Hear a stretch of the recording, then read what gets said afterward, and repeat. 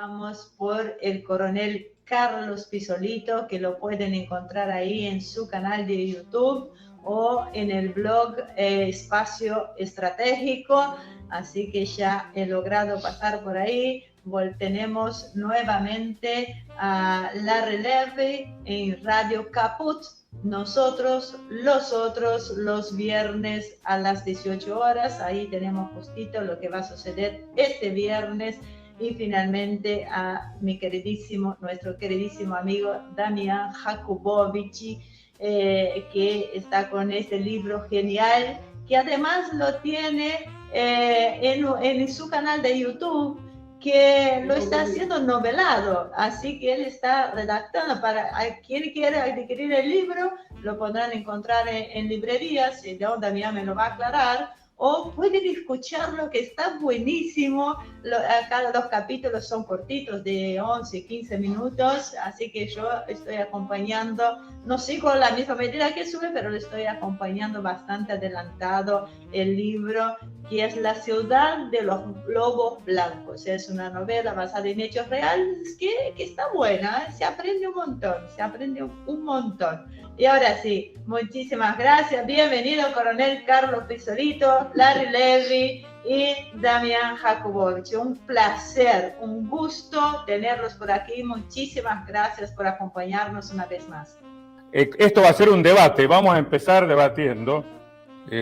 No voy a negar la importancia de Persia, de Irán, pero creo que es un escenario secundario. Acá hay que hablar del trío, de la tríada, de los tres grandes, que son Estados Unidos, China y Rusia. La gran pregunta que nos estamos haciendo, creo que todos, por lo menos yo en los últimos días, es si estamos ante un fenómeno viejo o estamos ante un fenómeno nuevo.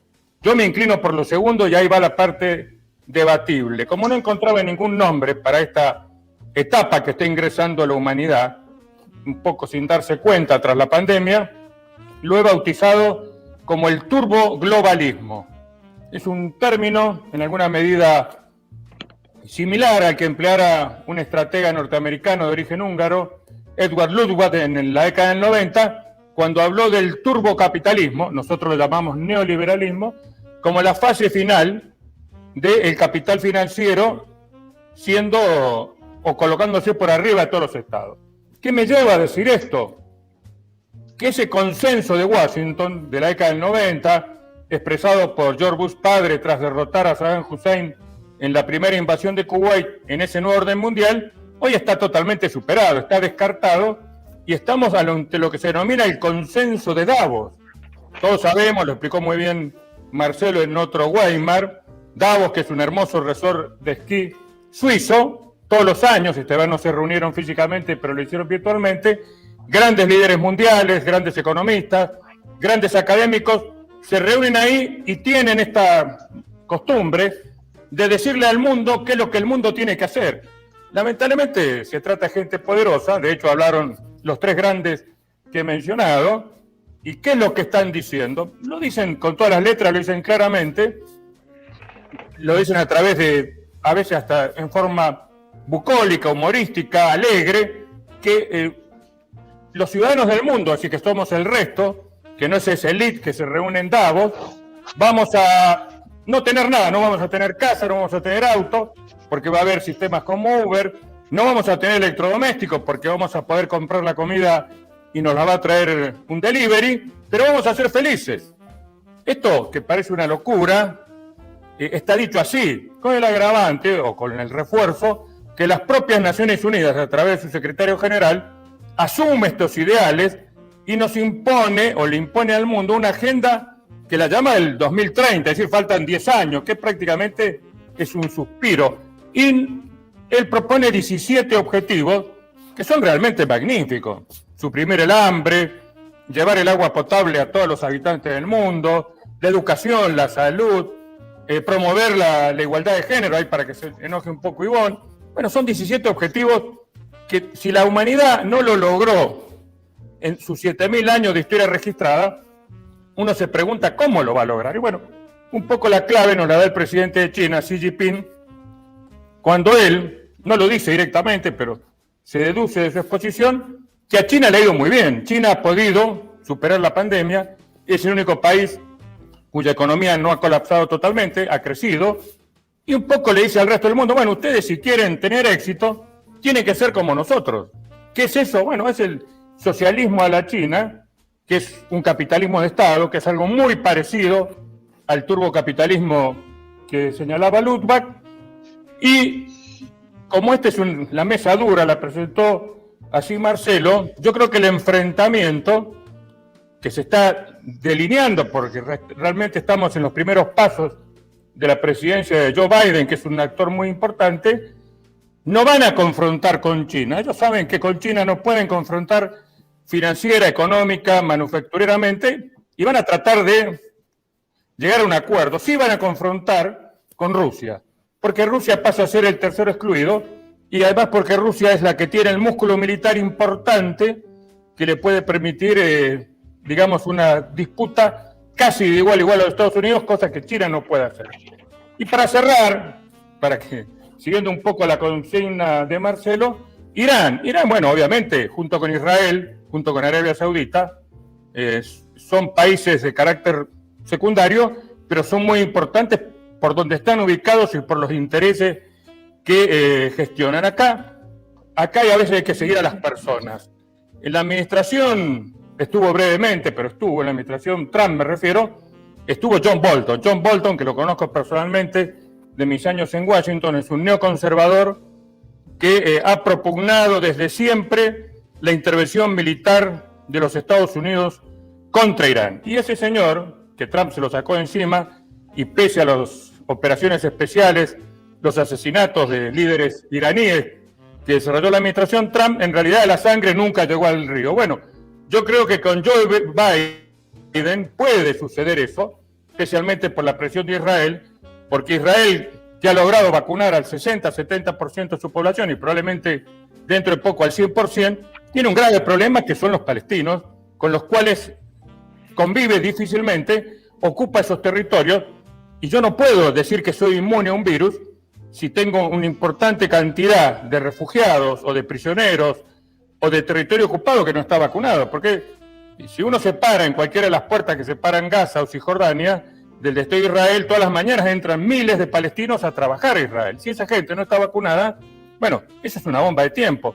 ¿Qué quiero decir con esto? Que entre los planes más locos de John Bolton y de los neoconservadores norteamericanos está permitir a Israel una suerte de limpieza étnica que solamente se puede hacer en el marco de una guerra regional de muy altas características, porque obviamente Irán es un país poderoso, es un país potentemente armado, y Israel, más allá de sus grandes capacidades militares, que también las tiene, no tiene la talla para enfrentar solo a Irán. Entonces mi tesis, un poco siguiendo lo que decía Marcelo, Irán sí es un jugador importante, pero solamente podrá intervenir contra él Israel si tiene el apoyo de los Estados Unidos, lo cual sacaría inmediatamente esto de un conflicto de un conflicto regional, y lo llevaría a la escala global. Bueno, está planteado esto, seguramente no sé si todos estarán de acuerdo, probablemente no, pero como esto es un debate, cumplo con la promesa.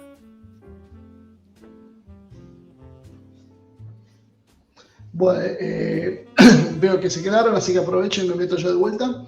Sí, yo coincido en líneas generales con lo que estaba diciendo, o sea, el enfrentamiento es entre los tres grandes. Creo sí que me parece poco probable un ataque frontal inicial contra Rusia o contra China, porque me da la sensación que sería inmolarse en ese ataque, y tal vez una política de ablande, golpeando blancos periféricos, Corea, Myanmar e inclusive Irán en cierta medida, puede ser parte de una herramienta que además incluiría levantamientos internos, como vemos que se está intentando producir con el tema de Navalny, que es una persona que hoy veía justo una encuesta, tiene apenas un 22% de apoyo a sus protestas, y sin embargo los medios occidentales lo ponen como un gran disidente, como el líder de la oposición, pero que a pesar de todo lo sucedido no termina haciendo pie, pero consiguió que se fracture el segundo partido en importancia con respecto a esta posición, donde el sector más juvenil cree que esta cuestión de los derechos humanos y la libertad de expresión, en la cual hipotéticamente entraría Navalny, es suficiente como para que se lo apoye, más allá de no coincidir en el resto de las cosas. Así que bueno, no sé, creo que si seguimos con el orden, Larry, te tocaría a vos. Bueno, dale. Está más o menos planteado los dos ejes, sí, los dos ejes, así que fíjate cómo vas viendo. Sí, yo en realidad tengo mis dudas de que el análisis que estamos haciendo, que podemos hacer, refleje la realidad de hoy. Me parece que están cambiando y por lo cual expreso que no sé cómo hacer el análisis, están cambiando las bases de cualquier debate con respecto a la geopolítica. Entonces, si lo analizamos en términos corrientes, parece que tenemos una gran posibilidad de errar, como diría en criollo también, el vizcachazo, Carlos. Digo que es cierto lo que dice Carlos con respecto a los periféricos, a los países periféricos que pueden llegar a ser, digamos, las válvulas de escape de las grandes potencias, como puede ser Irán, Arabia Saudita, Israel, sí son actores menores dentro de esa puja, pero creo yo que hay que atribuirle un valor a lo económico que no tenía hasta el momento en las decisiones. Yo no sé si Bolton ideológicamente, bueno, puede expresar lo que él quiera, yo no sé si los capitales van a responder a la demanda política.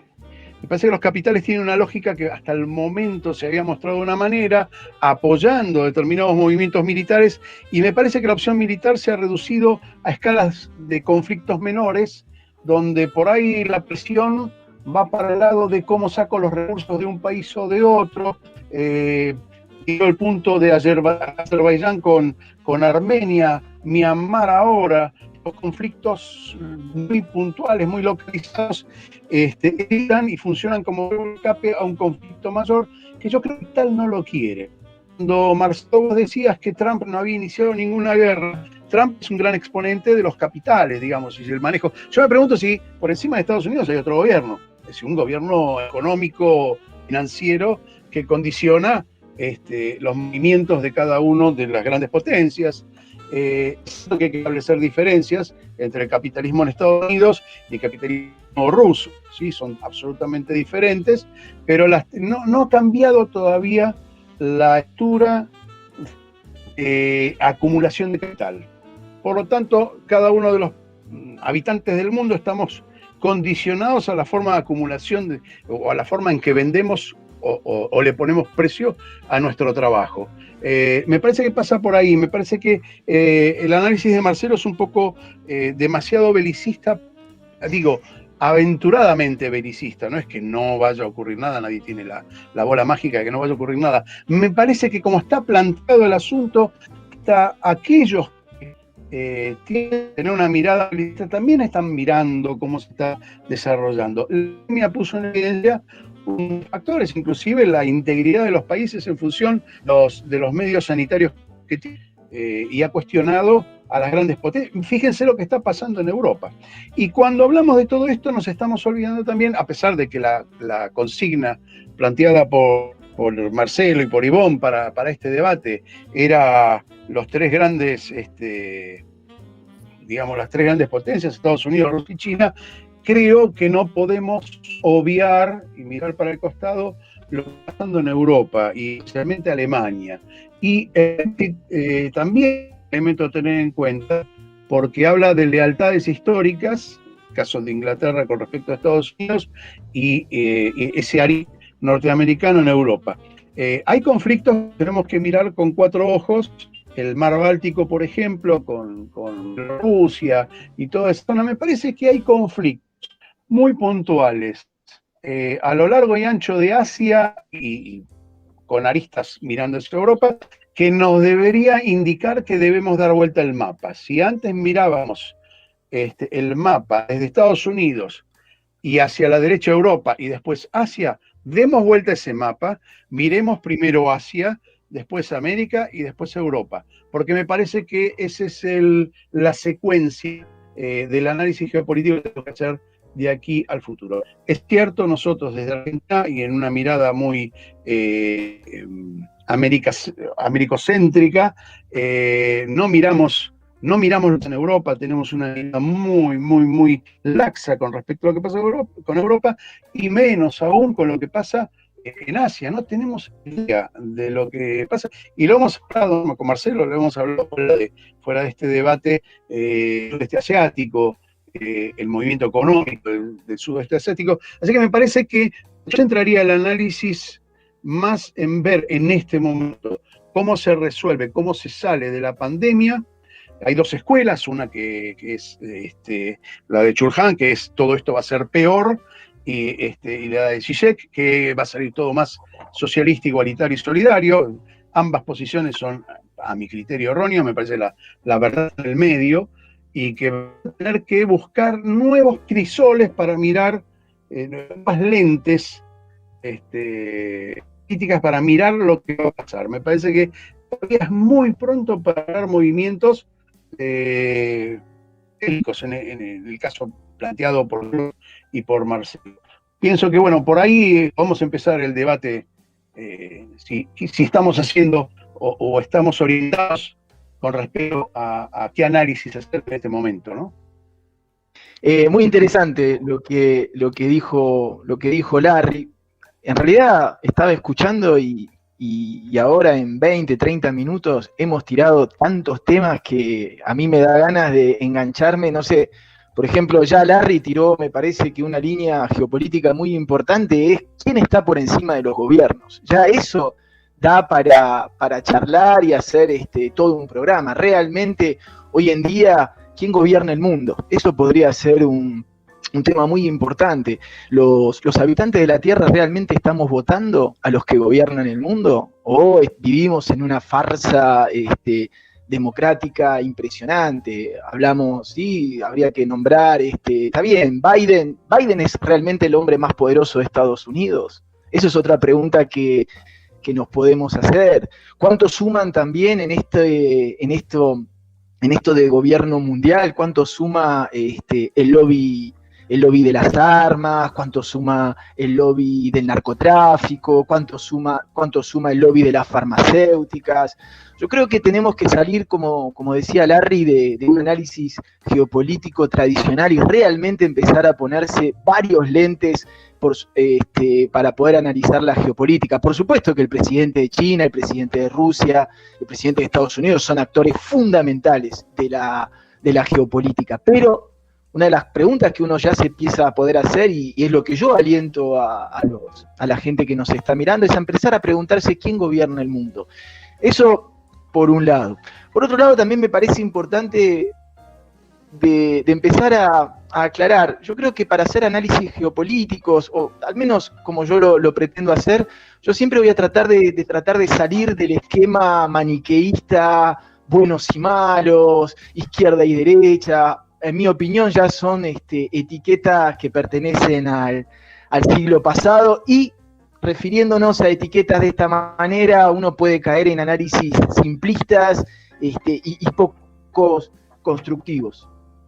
Después hay otro tema también súper importante, y a mí me gustaría marcar un antecedente muy importante, que es la crisis de los misiles en 1961, la crisis de los misiles en Cuba, porque para mí, a partir de ese momento, se empieza a generar un nuevo paradigma, que es que las potencias se dan cuenta que ya no se pueden enfrentar entre sí, ya no puede haber ataques frontales, como dijo Marcelo, y yo iría un poquito más lejos. No es que no pueda haber ataques frontales por parte de Estados Unidos a riesgo de inmolarse, yo diría que es a riesgo de inmolarnos, ¿sí? Porque lo que el hombre, el ser humano, ¿sí?, ha hecho las cosas de tal manera que hemos llegado a un punto tal de proliferación nuclear, ¿sí?, que pensar un enfrentamiento entre cualquier potencia es, ¿sí?, hablar lista y llanamente de la destrucción del planeta. Por eso mi opinión, mi tesis o mi hipótesis es que es muy difícil pensar en un enfrentamiento nuclear, porque no queda nadie para contarlo. Ahora bien, es real que ha habido tanta proliferación del tema nuclear que el mundo se ha vuelto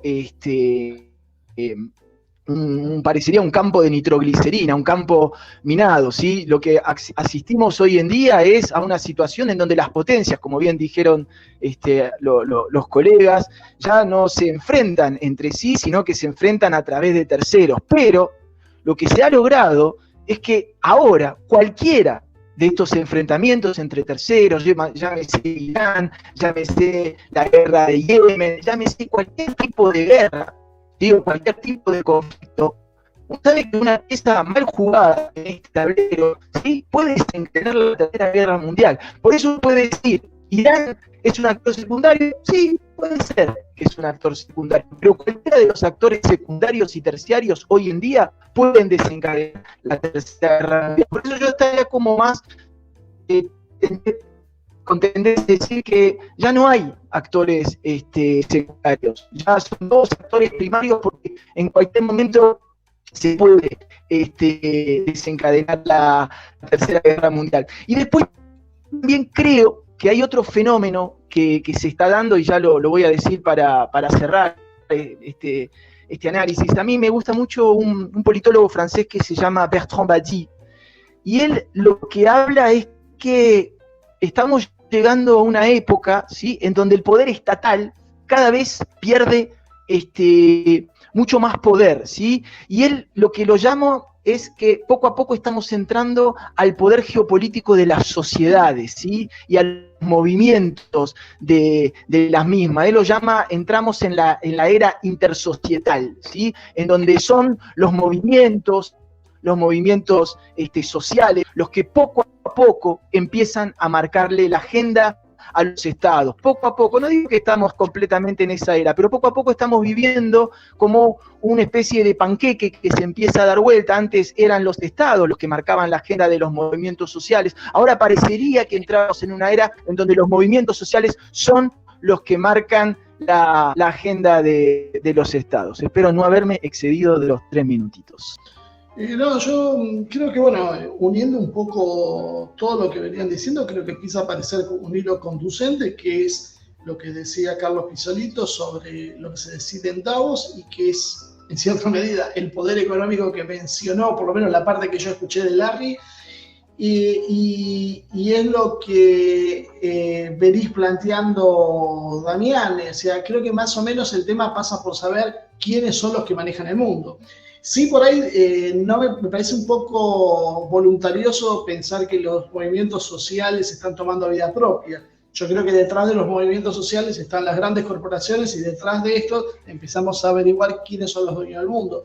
Y lo que estamos viendo en Davos es que me parece que lo que están haciendo es cambiando las reglas de juego. Y acá el problema pasaría si nos seguimos moviendo dentro de un sistema capitalista o ya estamos viendo otra cosa. Carlos lo denominaba turbocapitalismo, otros hablan de postcapitalismo. Yo creo que lo que están marcando, lo que están diciendo cuando te dicen que la clase media ya no va a tener aviones para volar y va a tener que moverse en trenes, nos están advirtiendo que con la excusa de la huella de carbono, sin saber realmente cuál es la causa, porque hay estudios también muy serios, los rusos manejan mucho esto, de que el problema viene más que por la acción del hombre, por la actividad solar. Creo que lo que están es redimensionando un mundo, y para mí el problema, el eje central en este caso sería la llegada, de esto ya lo hemos hablado con Carlos, lo hemos hablado también con Larry, el desembarco de una nueva tecnología que prescinde de muchas personas. Va a haber enormes excedentes poblacionales, y que esos excedentes poblacionales de alguna manera lo que hacen es consumir recursos y no generarles ganancias. O sea, me da la sensación de que si estamos redefiniendo lo que es el capitalismo o saliendo y entrando en una etapa posterior, se abren otras cosas. Y una cosa más, y ya con esto lo dejo a Carlos, el tema nuclear empieza a replantearse. Algunos dicen que la efectividad de las armas nucleares, la propia tecnología que hace que sean cada vez menores y más precisas en la entrega, no requeriría un uso tan grande como el que podía haber sido en los años 50 o en los años 60. Hoy se busca algo más de precisión, puede ser una guerra nuclear con armas tácticas. Creo que hay otras opciones. Lo que yo siempre me pregunto es, si se empiezan a usar armas tácticas, ¿cuál es el límite para ir esto en una escalada? Y hay quien dice que, bueno, también una guerra nuclear, si bien traería grandes daños, no sería tampoco quizá el fin de la humanidad, y que podía ser también un disparador para un nuevo reinicio. Así que no sé, Carlos, ¿cómo lo ves vos? Sí, Marcelo, coincido con lo que vos decís. Damián se preguntaba quién gobierna el mundo. Obviamente que nosotros no. Lo gobiernan los estados, no como antes. Obviamente comparto con Damián, los estados nacionales, todos ellos, hasta los más poderosos, están siendo atacados por organismos supranacionales y por elementos no estatales como el narcotráfico, el contrabando, el tráfico de armas, etcétera, etcétera. Pero aún así, especialmente los poderosos siguen siendo importantes.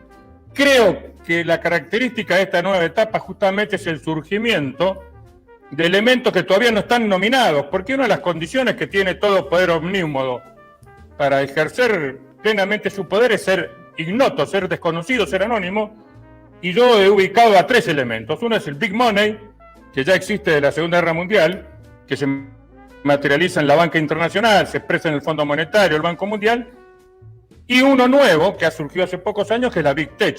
Si esas compañías manejadas por filántropos como Amazon, como Google, como Facebook, como Twitter, que tienen la posibilidad nada más y nada menos de cancelar, de imponer la censura al que era el presidente de los Estados Unidos, y después, algo que lo hemos compartido con Ivonne, la ideología de lo políticamente correcto, que la comparten gobiernos de todo el mundo y de toda tendencia y de toda orientación.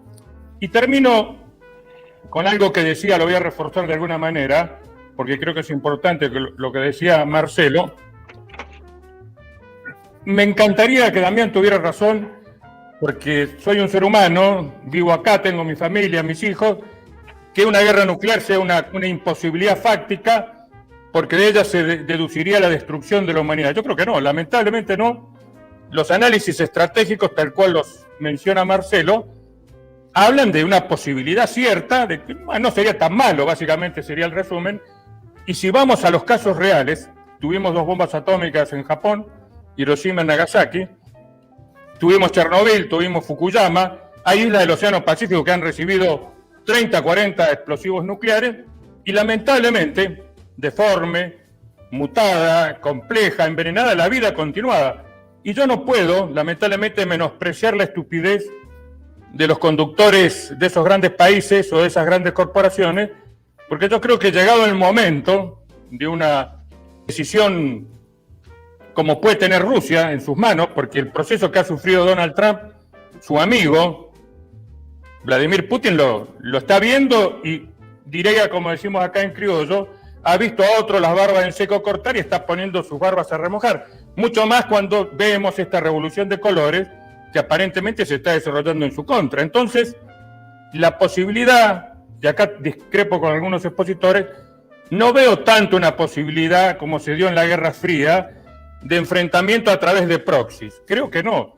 Acá se han caído las caretas, hay un rapto de cierta honestidad intelectual, y los grandes se van a enfrentar, porque es el último round.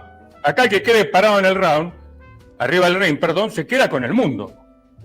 Y yo creo que esos, el Big Money y el Big Tech, son poderes anónimos, son poderes absolutamente cobardes, no quieren dar la cara, y van a apostar al que puede ganar. Lo estamos viendo con las grandes empresas tecnológicas que no solamente trabajan en los Estados Unidos, sino que trabajan en el apoyo del sistema de vigilancia tremendo que tiene el régimen chino para con sus ciudadanos.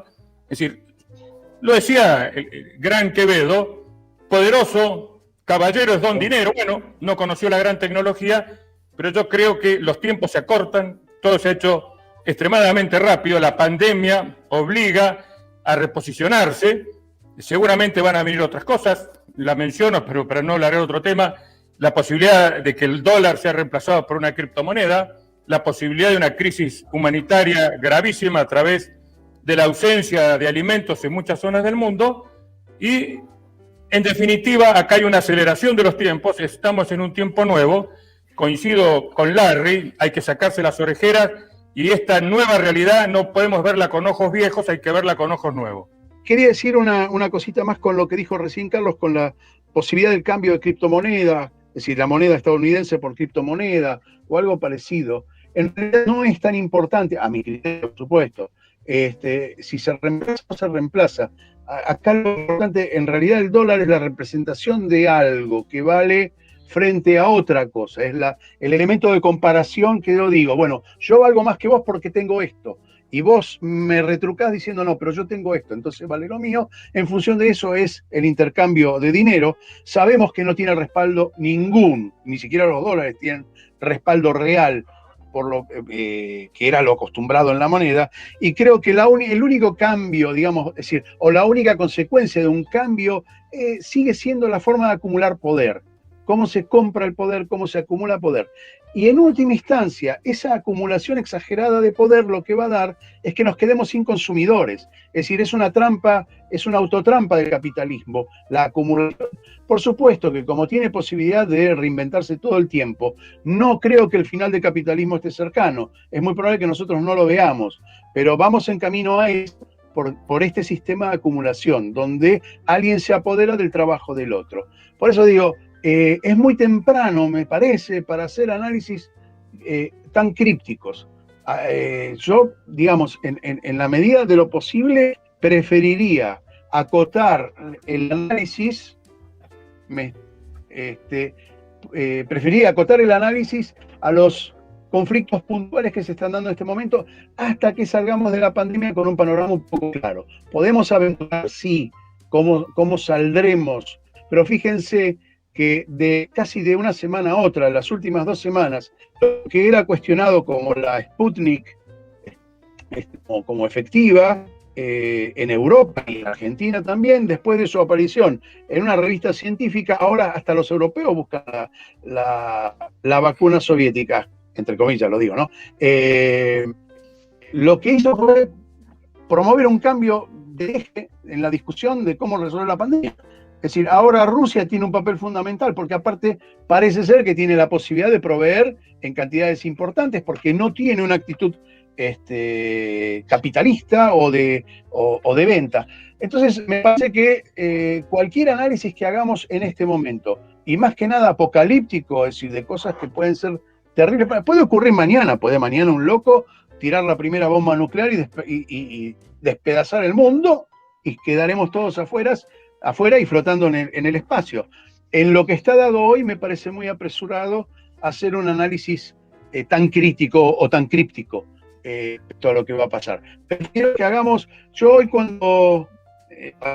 mientras me estaba preparando para esta charla y frente a una de países que intervienen en la puja, sumado a Bielorrusia, sumado a Hong Kong, lo que me puse a hacer es la comparación, por ejemplo, de PBI, población, y me parece que hoy estos problemas que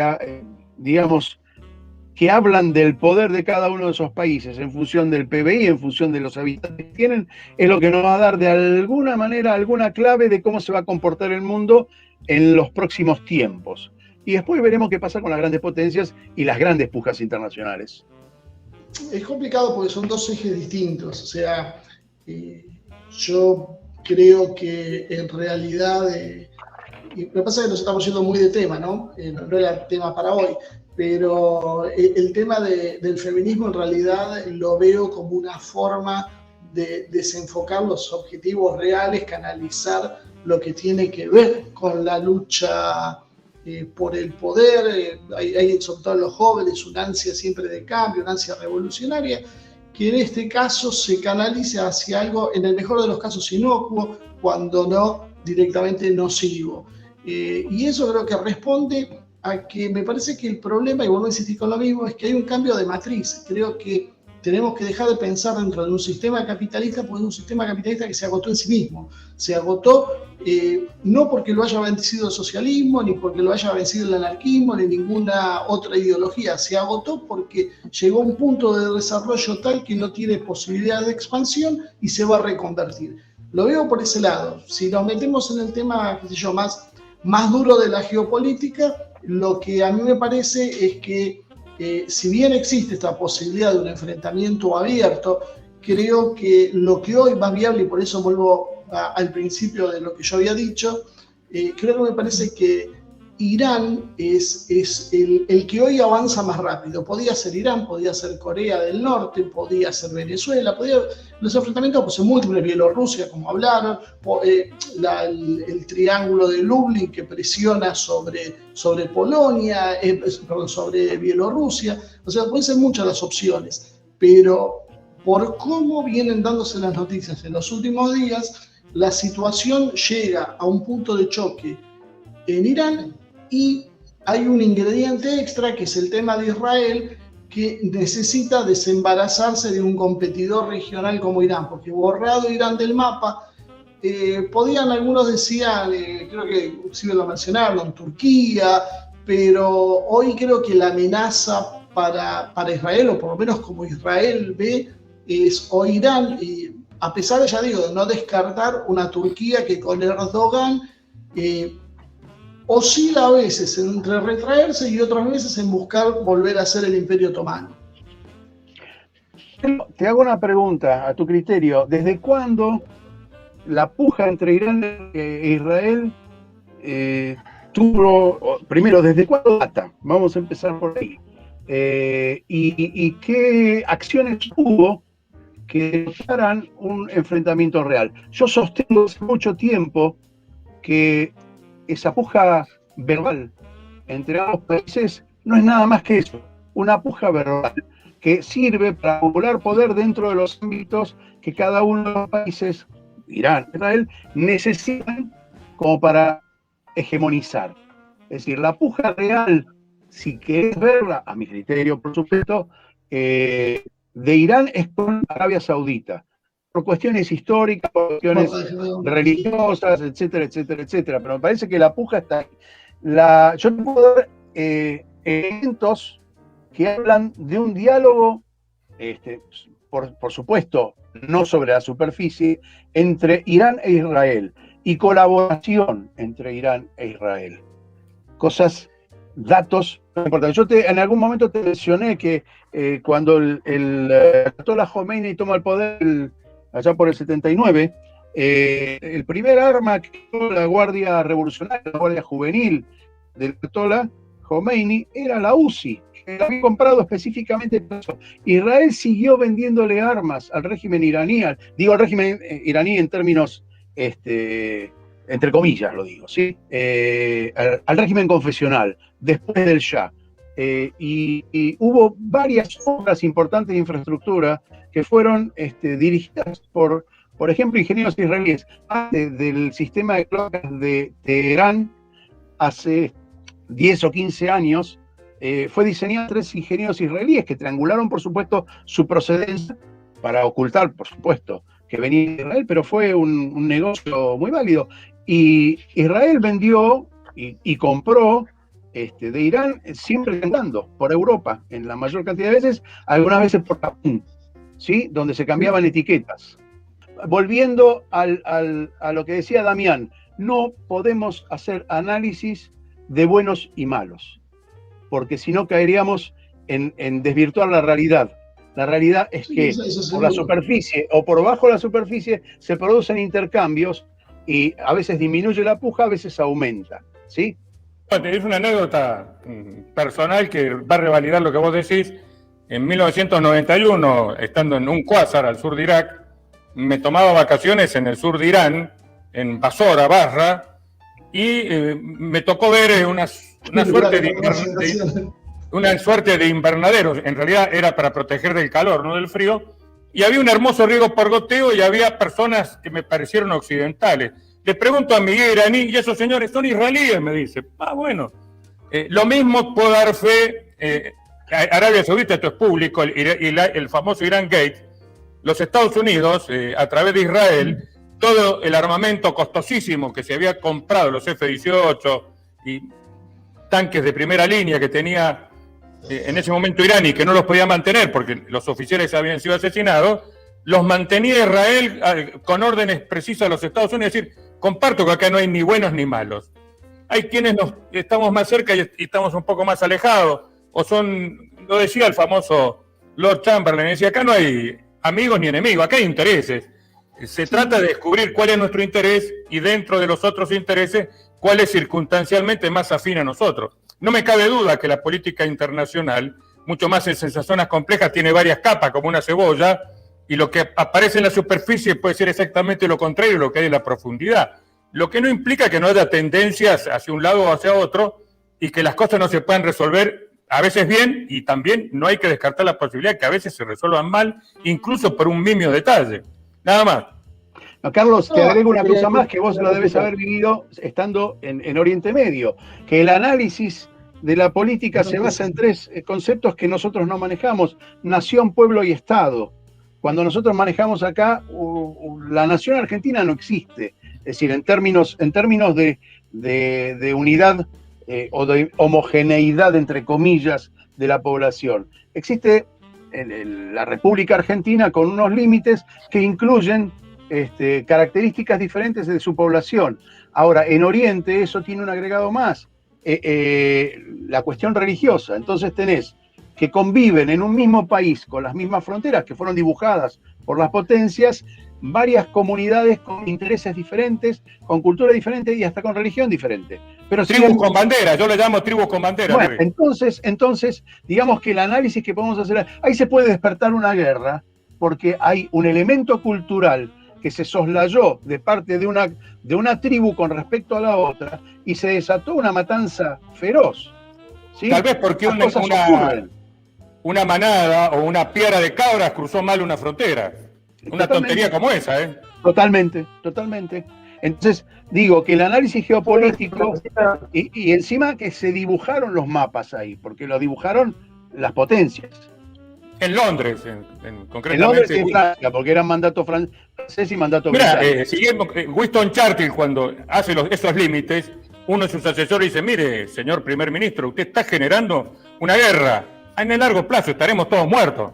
Como diciendo, no me importa, y bueno, va a durar un rato, ese rato ya pasó, y ahora los que estamos vivos somos nosotros, y estamos sufriendo esas consecuencias de ese racionalismo extremo, que lamentablemente ni siquiera lo hicieron en ese terreno, lo hicieron en Londres, en París, y después en Washington. Yo quería decir una cosa con respecto a lo que vos decías. Es natural, siempre exige ese juego en dos niveles. Una cosa es lo que se hace por la galería y el resto es lo que se hace realmente.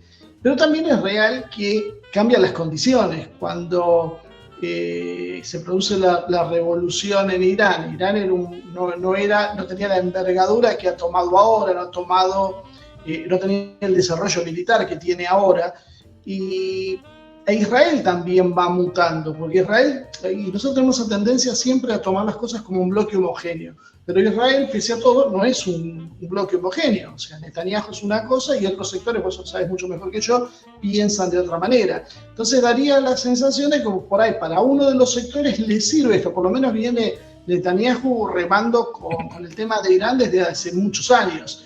Y Arabia Saudí para mí es una incógnita, porque por un lado es lo que vos estás diciendo, pero por otro lado también ha habido un giro, y en su momento Trump apostó a los Emiratos Árabes Unidos. Los saudíes están teniendo un problema muy serio de caja, y se han metido en una guerra que no les está haciendo fácil las cosas. De esa manera creo que hay veces hay variables, lo mismo que pasó con Turquía, que pasó de ser aliada prácticamente a Israel a enfrentarse. Últimamente hay muchos chisporroteos. O sea, creo que es dinámico y van cambiando los juegos.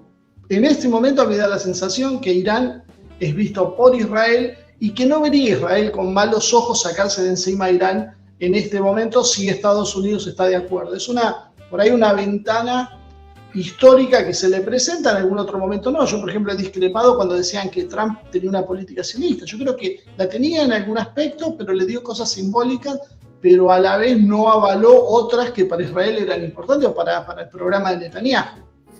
Bueno, justo estaba escuchando. Yo creo que yo ahí discrepo un poco con Marcelo. Yo creo que Donald Trump ha sido uno de los presidentes estadounidenses que más ha hecho por por Israel. Yo creo que si bien algunas cosas van de la mano de lo simbólico, pero el trasladar la embajada de Tel Aviv a Jerusalén, Tierra Santa, disputada con los musulmanes, me parece que ese nivel de simbolismo me parece que no es para menospreciar, bien al contrario, ¿sí? Y continúo a pensar, primero no creo que Irán pueda desaparecer, ¿sí? Y después, otra cosa que estamos hablando, me parece importante también, hacerle entender a la gente que cuando uno habla de Irán, no habla de una masa homogénea, ¿sí? En Irán hay muchísimas corrientes, ¿sí?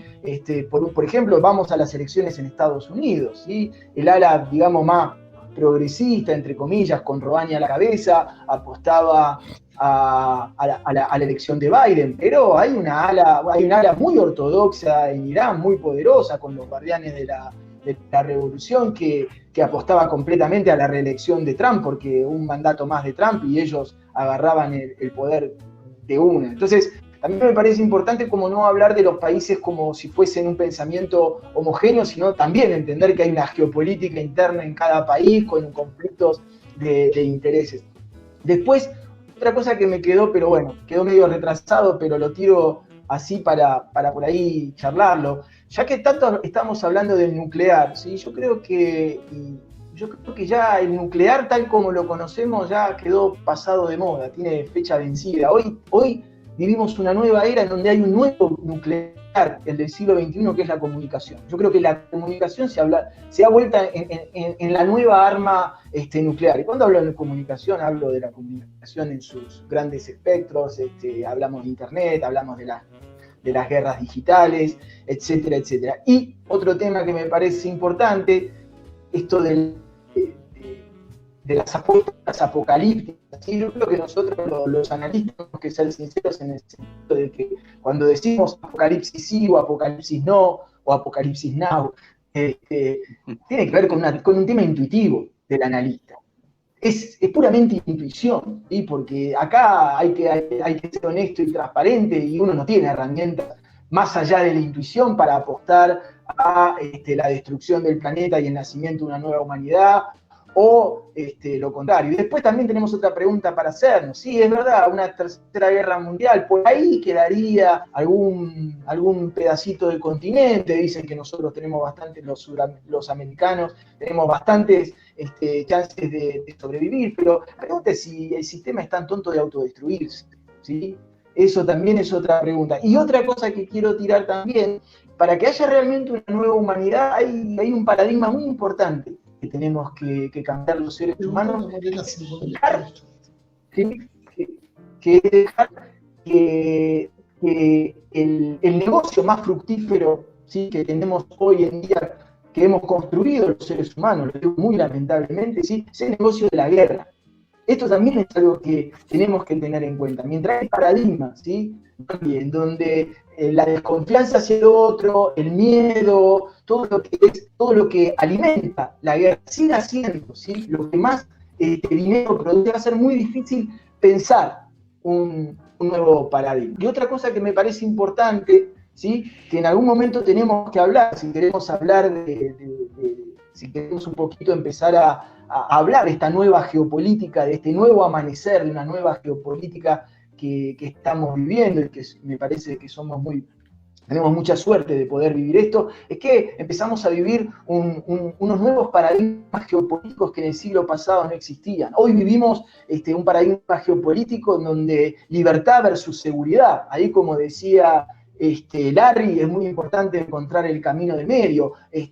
Madre tierra versus progreso lo pongo entre muchas comillas, cultura global versus culturas minoritarias. Son todo una serie de nuevos paradigmas, ¿sí?, que tenemos que empezar a tener en cuenta. Y lo que estamos viendo, ¿sí?, hoy en día es que los tradicionales partidos de izquierda, de derecha en la Argentina, tanto el kirchnerismo o el macrismo, no están pudiendo de alguna manera resolver, ni siquiera se están animando a poder encarar estos nuevos paradigmas. Por eso esto nos hace pensar que ya no podemos pensar el mundo en izquierda y derecha. Rusia es imposible situarlo en izquierda y derecha. China es imposible situarlo en la derecha o en la izquierda. Y esto también de los nuevos paradigmas políticos me parece también un tema que es necesario abordar en algún momento. Ahora sí.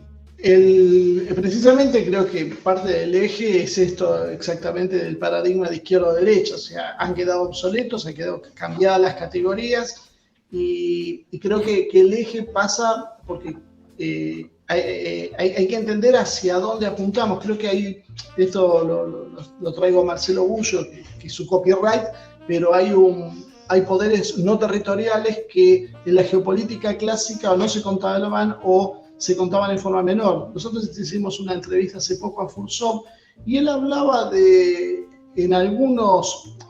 dividía las fuerzas en ultraglobalistas y globalistas. Los ultraglobalistas van por todo, quieren reconfigurar el planeta en función de tener 500 o 1000 millones de habitantes y el resto es un excedente. Los globalistas, ahí ubicaba por ejemplo a Trump, quieren un globalismo pero compatible con el capitalismo y con un cariz productivo.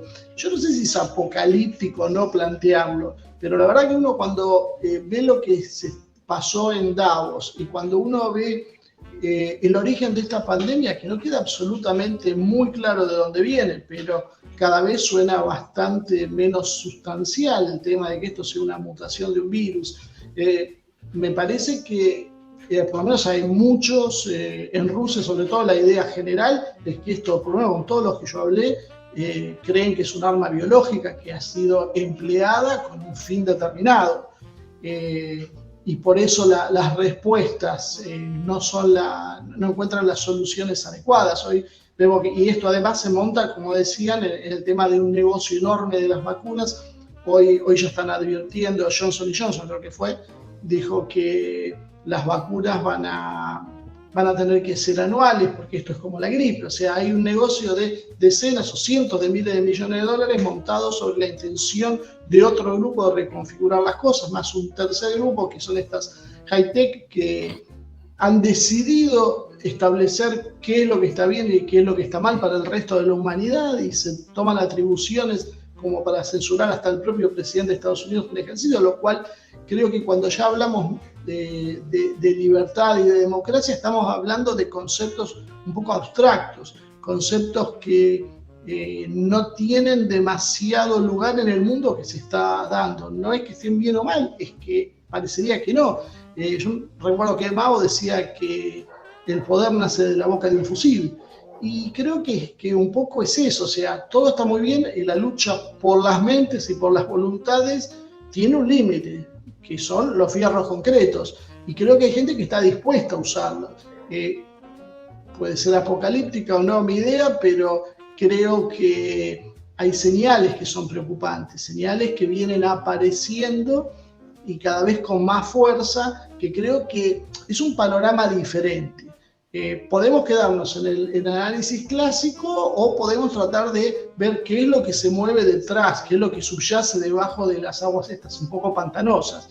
Y creo que tal vez la gran pregunta es esa y es la que podría ayudar a orientarse para ver si realmente vamos a un choque entre las potencias así del estilo proxy de la Guerra Fría o si esto es apenas un ablande porque van algo más. Yo sé que hay teorías concretas que están manejando las Fuerzas Armadas estadounidenses y las rusas de ir a una guerra nuclear, o sea, y de encontrar métodos de poder golpear esto. Yo creo que lo habíamos hablado en alguna época, cuando nos conocimos pensé que hablamos del Global Prompt Strike, una tecnología, una hipótesis de conflicto que intentó imponer Estados Unidos y que me da la sensación que terminó siendo al revés porque el que llegó primero fue Rusia. Pero la idea de romper los marcos creo que está presente y a partir de lo que decía este almirante que citaba al principio, me da la sensación como que no nos podemos quedar tan tranquilos en que no va a haber una guerra nuclear porque va a morir 4/5 partes de la humanidad, porque tal vez haya gente que realmente lo plantea. O sea, cuando Felipe, el príncipe de Edimburgo, el marido de la reina, dice que quería reencarnarse como una peste para acabar con la humanidad, y salvar el planeta. Creo que esta idea está subyacente. Creo que no la queremos ver porque es demasiado horrorosa para afrontarla, pero me parece que está y que hay que prestarle atención. Yo quiero contestarte algunas cosas. En principio, me parece que estamos poniendo en la figura de determinadas personas un poder que no tienen. En realidad me parece que no son las personas las que tienen poder, sino el poder reside en una cosa amorfa que son las grandes corporaciones, que no tienen dueño, no tienen nombre. Tenemos algunos en el mundo, sí, que es Bill Gates, qué sé yo, esos tipos, Bezos y esos multimillonarios, pero en realidad, y con respecto a la posibilidad de iniciar una guerra, yo miraba los números, cuál sería el interés de Estados Unidos y Rusia de iniciar un conflicto bélico con tanta disparidad numérica, tanto en cantidad de habitantes, como en poder, como en producción, como en PBI. Digamos que no le veo ni para Estados Unidos la mirada hacia ese lado, sí hacia la hegemonía, por supuesto, pero no hacia la guerra, y Rusia. Yo creo que cambió el paradigma, a mi criterio, de que se consigue poder por el lado de las armas. Me parece que es mucho más barato conseguir poder controlando a la población, como decía Carlos al principio, esta cosa del Estado que está mirándote, pero que no es el Estado, en realidad son las corporaciones que están indicándote qué es lo que tenés que comprar, cómo te tenés que conducir en forma cotidiana, tenés todo el camino ya realizado, saben todo lo que te gusta, y el único objetivo que tienen es conducirte a ese consumo para ellos seguir acumulando. Me parece que pasa por ahí. Parece que la cuestión bélica se reduce en este momento a conflictos menores que tienen que ver con saldar algunas cosas territoriales, étnicas, muy puntuales. Yo no creo en la escalada generalizada.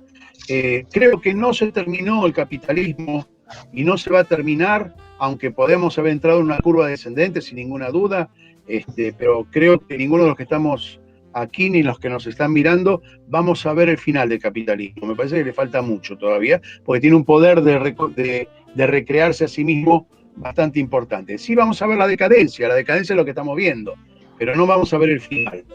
Y vuelvo sobre una cosa que me parece, bueno, con respecto a lo de como arma biológica la pandemia, me parece que es muy difícil porque no perdonó a ninguna población la pandemia. Si uno mira los números de los enfermos y los muertos, no parece que nadie la controlase, que le sirviese y tuviese una cosa más allá del negocio, ¿no? Es decir, que el negocio de las farmacéuticas está clarísimo, ¿sí? Por eso la puja también con la Sputnik y con la Sinopharm, que esas la manejan 2 estados, entre comillas lo digo, sin fines de lucro. Sí, dale. Una cosita, sí, hay una hipótesis que en realidad lo larga como una guerra y se queda fuera de control. Y la otra hipótesis es que vos venís manejando la geopolítica en función del enfrentamiento de poderes, pero hay poderes que no tienen bases territoriales, entonces que les vendría muy bien que se destruya Rusia, China y Estados Unidos, porque de esa manera claramente podían hacer un gobierno controlado por corporaciones. Creo que la aparición de Trump fue una muestra de que podía aparecer un cisne negro que haga naufragar todo ese proyecto sobre el cual vienen trabajando, porque básicamente los TLC, y como vemos que han penetrado en organizaciones como desde la UNESCO hasta la Organización Mundial de la Salud, las corporaciones empiezan a indicar cuáles son las reglas de juego. Entonces, eso es es una posibilidad concreta que en realidad lo que es bueno para ellos puede no ser bueno para el resto, ni para Rusia ni para Estados Unidos, porque vos mismo lo dijiste, Putin también está enfrentando un montón de problemas internos. Las corporaciones vemos que ha dejado un presidente, el presidente de Estados Unidos, fuera de circulación de las redes. Y puso otro. Biden no es una casualidad, es una conveniencia. Biden no es un tipo que tenga personalidad ni pueda delinear ideológicamente el futuro de Estados Unidos. En realidad para mí es un presidente de transición entre uno que les salió mal, ¿sí? por su nivel de desparpajo, de locura, pero siempre lo tuvieron controlado. Trump no pudo hacer mucho más de lo que las corporaciones le permitieron hacer. Cuando quiso hacer algo, lo frenaron y fueron muy claros. ¿Sí? Carlos Celestino tiene experiencias directas con gente en Estados Unidos, en las Fuerzas Armadas, y tienen una visión bastante preocupante sobre el futuro de Estados Unidos y que probablemente se termine resolviendo en el enfrentamiento interno. La caducidad que tienen las armas, ¿sí? Fíjense que yo estaba pensando mientras lo estaba escuchando, pero las últimas revoluciones, o revoluciones o golpes de Estado, depende de qué lado está uno de la trinchera, ¿sí? A excepción tal vez del golpe de Estado que pasó en Egipto, donde se produjo realmente desde los cuarteles, ¿sí? Se está dando a través o bien de las mafias judiciales, ¿sí? O bien de las mafias militares, como lo quieran llamar. Y esto también me lleva a lo que estaba diciendo Carlos antes, de que hay veces que las bombas culturales, ¿sí? Son mucho más efectivas que las bombas tradicionales. Fíjense que lo que pasó con Cuba me parece que es un gran ejemplo. Me parece que uno de los que mejor había entendido cómo vencer el sistema cubano, para mí, en mi opinión, era Barack Obama, donde dijo la mejor manera de destruir el régimen cubano es dejarlo que se integre al mundo. ¿Sí? Y una cosa. Sí. Bueno, totalmente de acuerdo. Totalmente de acuerdo. Lo único que sí, antes de dejar paso a Carlos, creo que quiero hablar, tengamos en cuenta que el mundo es algo más que Europa Occidental y una parte de Estados Unidos, porque esto divide al medio de Estados Unidos, pero lo divide al medio en serio. Y en Europa estamos viendo una reacción muy fuerte en muchos países, sobre todo los de Europa Oriental. Para Polonia es una bandera no negociable, para Rusia no es negociable. China ni siquiera es problema. Yo he hablado con los vietnamitas, me miraron y me dijeron, qué suerte, nosotros no tenemos ese problema. Acá hay hombres y mujeres y nada más. Nosotros estamos creyendo que nuestro pensamiento es el que predomina en el mundo y esto será 10-15% de la población. Eso no hace. O sea, estamos proyectando demasiado. Eso es lo que me gustaría tenerlo también presente. Es cierto, Marcelo, lo que decís. Es cierto que por fuera de Occidente, y me parece genial que a los latinoamericanos nos incluyas en Occidente, que eso es otro debate, pero para mí somos occidentales, nos guste o no. Pero fíjate, yo tengo muchos contactos con gente de Marruecos, ¿sí? Sí. Y poco a poco, es cierto que viene muy retrasada esta ola respecto a lo que está pasando en Occidente, pero acordémonos que la cultura occidental, ¿sí? Otra arma de destrucción masiva que es la cultura de Hollywood, ¿sí? No va a dejar inmune. Yo creo que acá volvemos en tema de las predicciones y en geopolítica las predicciones son casi antagónicos, creo, pero yo creo que si bien por ahora no es un problema, como vos decís, para estos países, y estoy de acuerdo con lo que vos decís, yo creo que hay una bomba de tiempo que está empezando a empezar a activarse y creo que tarde o temprano lo va a hacer. Pero volvemos a caer en el tema de acá de pura intuición hasta que no veamos. Sí. Es muy subjetivo. Yo en realidad creo que alcanzó su clímax y su movimiento que está retrocediendo. Creo que Bolsonaro, Trump, Orbán, Putin, hay muchas muestras de que esto va para ese lado. O sea, creo que como toda la historia, es pendular, llegó y ahora está volviendo. Pero puede ser que sí, un justo medio, pero creo que el justo medio lo estamos viendo antes y no nos damos cuenta. Me parece que hay una distorsión a partir de otros intereses. Que volvemos de vuelta al mismo tema. ¿Quién manda en el mundo? ¿Quién fija la agenda? ¿Por qué estamos hablando de esto mientras nos están saqueando los países? Mientras nos están poniendo al borde de una guerra. Hemos hablado de la revolución del átomo, que se inicia en la década del 20, se fructifica con esas bombas atómicas, y no hemos hablado, excepto al final, que lo hizo Damián, lo biológico. Hoy estamos asistiendo a una revolución biológica tremenda. En el debate pasado, que era transhumanismo, yo lo escuché atentamente, no pude participar, pero ¿qué hubiera dicho?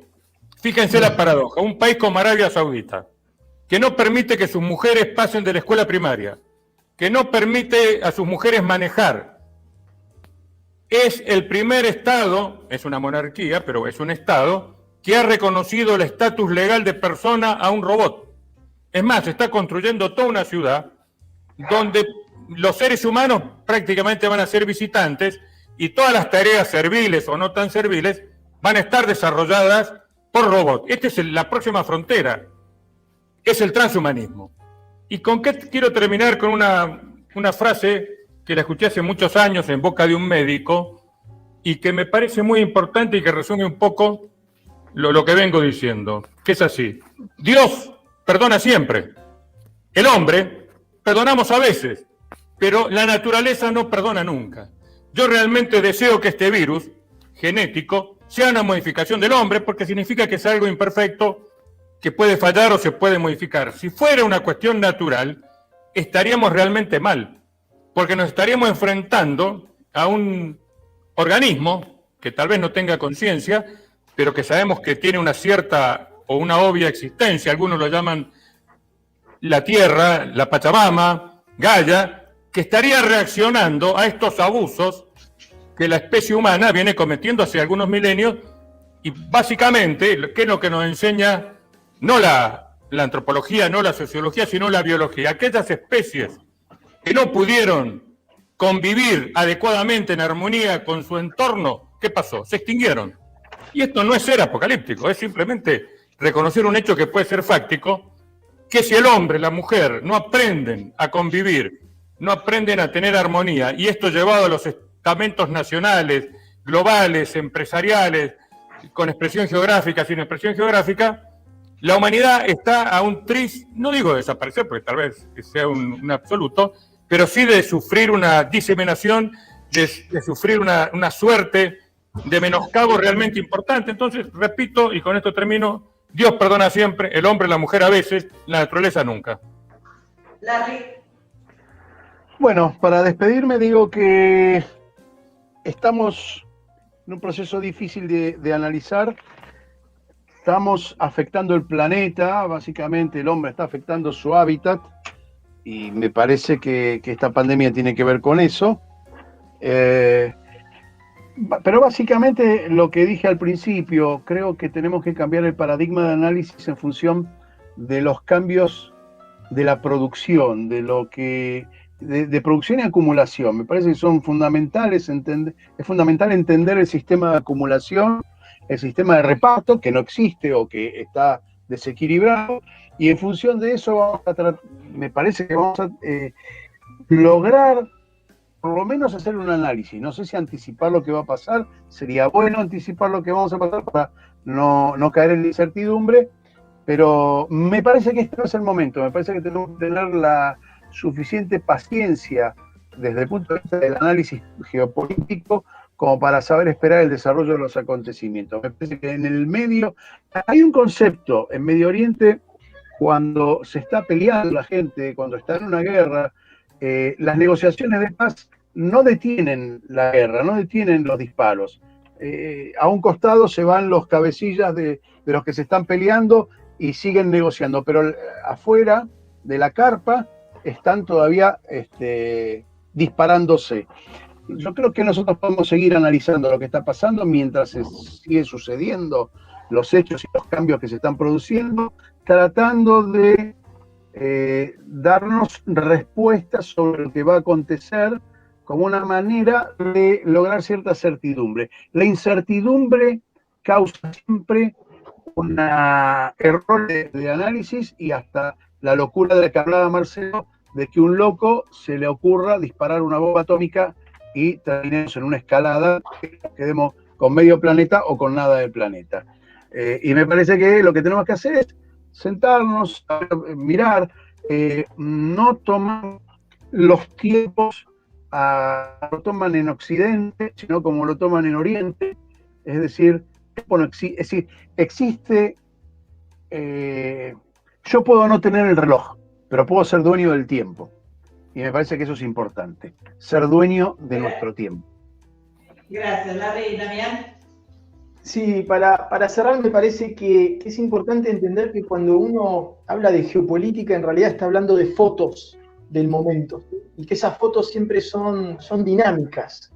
Entonces, en la geopolítica no existe el diario del lunes, ¿sí? Eso también es un concepto que me parece importante, porque si vamos a la realidad, a veces uno tiende a hablar de progreso porque ve que la humanidad uno dice que la humanidad progresa porque en realidad ve que está avanzando tecnológicamente. Pero el avance tecnológico no tiene nada que ver con el progreso de la humanidad. El ser humano sigue siendo por ahora el mismo. Hoy tenemos una foto con un ser humano de un nivel de conciencia, en mi opinión, bastante bajo, ¿sí? Pero yo creo que este nivel de conciencia va a ir evolucionando. De hecho, está evolucionando y va a permitir justamente la aparición de nuevos paradigmas, la aparición de nuevos sistemas políticos que se van a ir dando de a poquito, pero que es importante quedarnos con este concepto de que las fotos son de hoy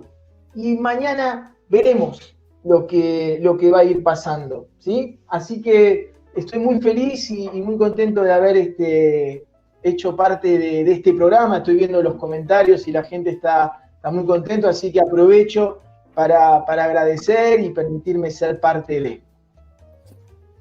Muchísimas gracias, Damián. Marcelo. Sí, voy a tomar dos cosas. Una, lo que dijo Larry, creo que es la clave de todo, es entender los mecanismos, los medios de producción, cómo están mutando, cómo se está rediseñando el sistema productivo y en función de eso, cómo es todo el sistema social y político termina por ir acomodándose en eso. En eso yo creo que hay que poner mucho el acento en cómo y hacia dónde se van a ir esos cambios para tratar de ver de alguna manera cuál es la perspectiva de lo que se viene. Nosotros el problema que tenemos es que en general nos cuesta entender lo que ya pasó. Mucho más nos cuesta prever los movimientos de quienes realmente gobiernan el mundo y cada uno podrá ponerlo, no estoy hablando de como dice, cuatro viejos sentados alrededor de una mesa con un turbante en la cabeza y una bola de cristal. Estoy hablando de los que realmente se sientan en foros como Davos y dicen, bueno, vamos para este lado y que tienen cómo hacer que vayamos para ese lado. Entonces creo que prestarle atención a eso, porque cuando ellos vienen y tiran algunas pautas, pueden no cumplirse, pero yo las tomaría en serio porque ellos tienen con qué hacerlas cumplir. Y el otro tema, en referencia a esta parte un poco más mística sobre si la Tierra o alguien o Dios está molesto con nosotros. Ayer escuchaba una entrevista que le hacían a Dugin y en una parte sobre esta pandemia que tenemos dice que se rompió un sello del apocalipsis y lo vemos desde el punto de vista metafísico, religioso, ¿no? O sea, él lo vio desde el punto de vista ontológico, hizo varios análisis y uno que fue el que me parece que encajaba con esto era eso. Se rompió uno de los sellos del apocalipsis y tal vez lo que es Dios que nos está diciendo por ahí no es el camino. Marcelo, déjame agregar una cosita chiquitita porque me hiciste acordar algo que quería decir. Disculpame, te pido mil disculpas, pero hay otro tema, que estamos hablando de geopolítica terrestre. Algún momento vamos a tener que hablar qué pasó con el Pentágono y qué pasa con los archivos desclasificados, que el Pentágono reconoció oficialmente la existencia de los ovnis, ¿sí? Entonces, tenemos que seguir hablando de geopolítica terrestre. Esto lo tiro así, como para esa es una picardía. Esa es una travesura intelectual. Bueno, y para que termino lo que decía Dugin, él hablaba de eso y él lo hacía desde base, que esto coincide con lo que decía Damián, sobre otra base, porque él siempre plantea que el problema es que nosotros perdemos el rumbo cuando entramos en la modernidad, pero esto no tiene que ver con la técnica, o sea, no es una posición de negar los avances técnicos y vivir como un Amish, es realmente usar la técnica en función del ser humano, y esto tiene mucho que ver, yo creo que coincido con lo que dice Carlos, en el transhumanismo como meta final de algunos grupos que yo recomiendo a los que estén siguiendo, los están escuchando ahora, que se tomen el trabajo de ver lo que se están publicando los grupos transhumanistas, cuál es el modelo que ellos quieren, a dónde están yendo, y ver que, ojo, que esta gente tiene mucho peso en Silicon Valley, básicamente sale de ahí ese movimiento, y lo que están buscando es la separación de las limitaciones físicas que tenemos, que pueden ser buenas. Si alguien que perdió una pierna logramos que pueda caminar y sienta y se le recree la pierna, pero puede ser mala si lo que están haciendo es emanciparnos, separarnos de la propia naturaleza y de Dios. O sea, depende cómo cada uno lo vea, y cuando uno ve la historia de la humanidad y ve la gente, que es la que está a cargo de estas corporaciones, como por ejemplo el caso de Amazon, un tipo que oprime a sus trabajadores de la forma más brutal que se puede pedir, y yo la verdad que preferiría dejar las cosas como está y no aventurarme en ese terreno.